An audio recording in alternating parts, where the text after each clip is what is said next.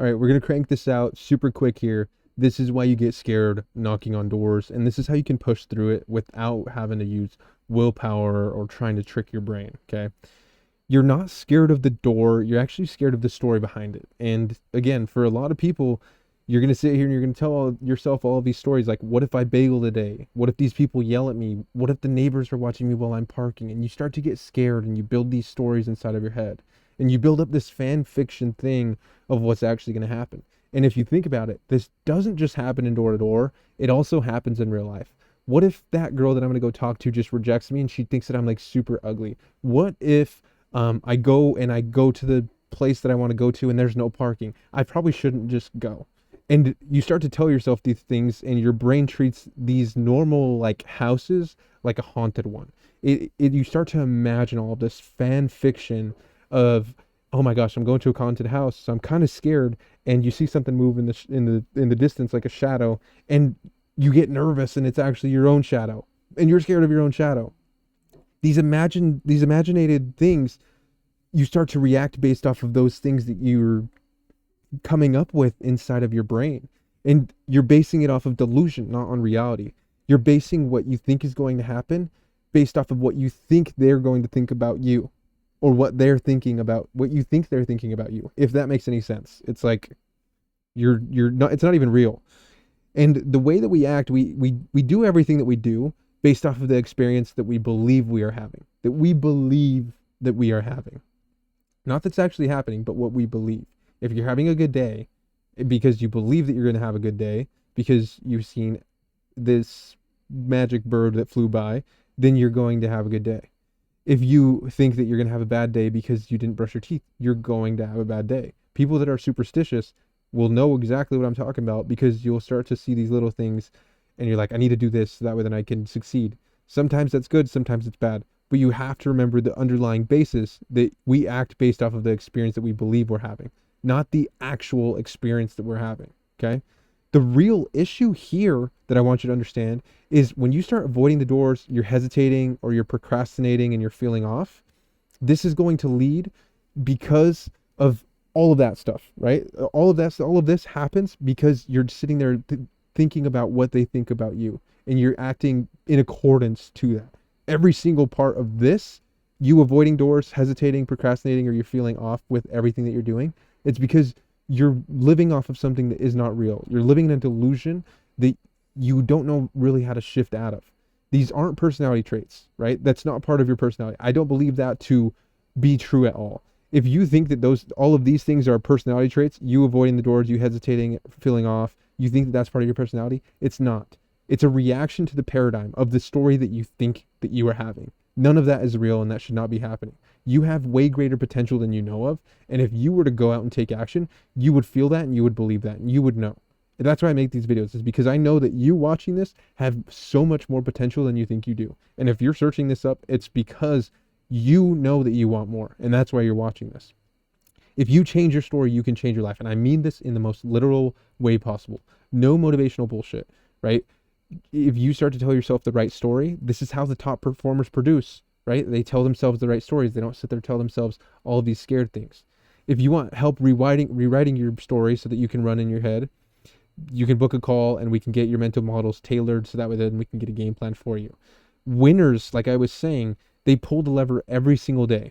And when someone tells them to go get a job, when they bagel, when it sucks, when it's raining, when they're getting told no all day, when no one's answering the door, they continue to still go and knock. They don't give a shit about the intensity. They're not there to go and knock 300 doors in a day and go and tell the whole group chat, oh, I knocked 300 doors today, but I didn't get a single sale, but I'm still out working everybody. That's straight up ego, right? Straight up ego. And when you're working off of ego, you're not going to have the care and the love to be able to push through and get the sales that you want to be getting, because consistency shows your true desire, right? When you're going to the gym at 5 in the morning and you do it for a week, you're posting it on Instagram, you're doing that because you care about social status. You're doing that to impress people. You're not even doing it to win. You're just doing it to show up on Instagram. It's not even that you actually care about showing up at 5 a.m. It's that you're doing it because you want people to see that you're doing that.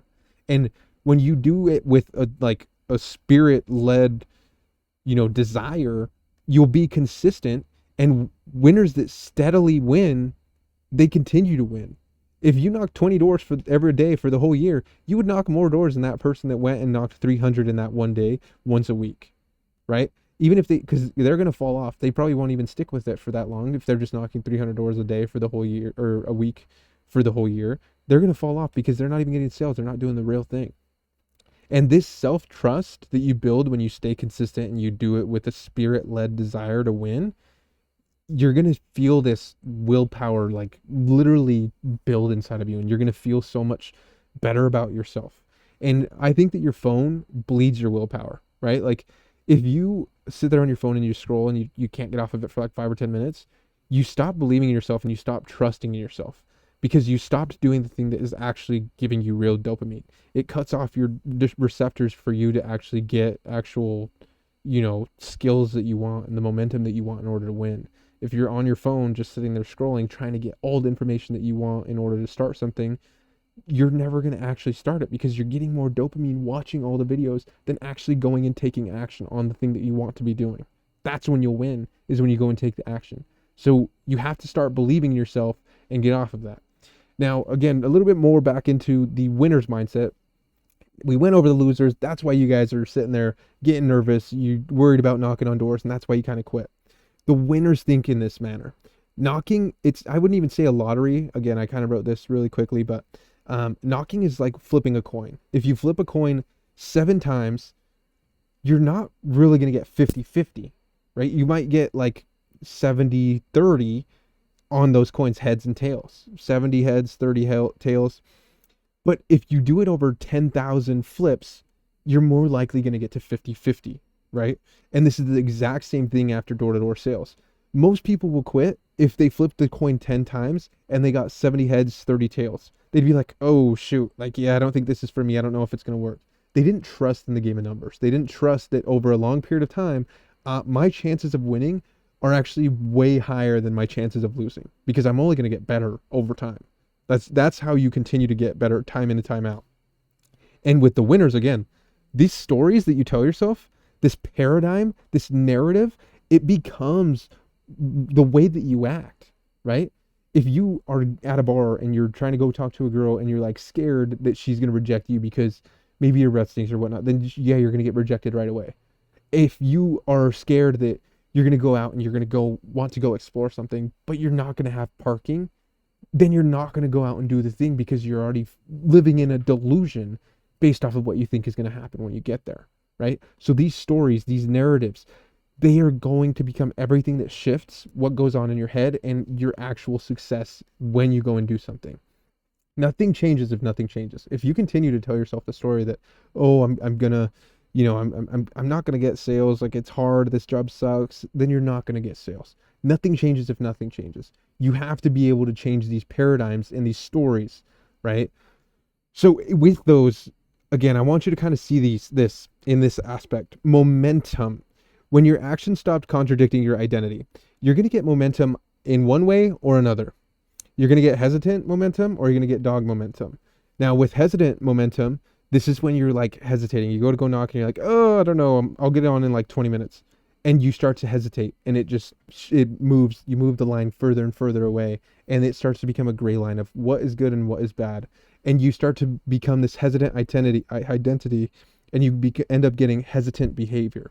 You start hesitating to go and knock. You hesitate to go and knock on the no soliciting sign. You hesitate to close and you become a hesitant person. And I don't believe that you have to be a hesitant person forever. I think that you can become a dog and you can get that dog behavior just by literally trying.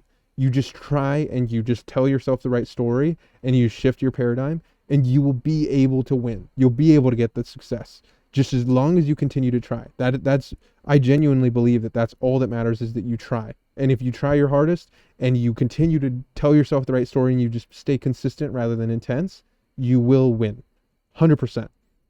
If you want help rewriting the identity that you operate on so that knocking doesn't have to feel so emotional, or you want to be able to get to that next level in sales, or you just want to build a door-to-door sales team, book a call down below. We'll get you boys right. And remember, change your story, change your life. Doses, new videos coming.